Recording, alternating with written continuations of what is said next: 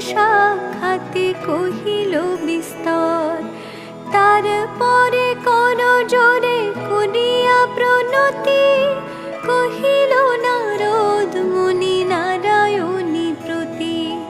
কহ মাতায় কেমন তোমার বিচার, চঞ্চলা চপলা প্রায় ফিরে দ্বারে দ্বার।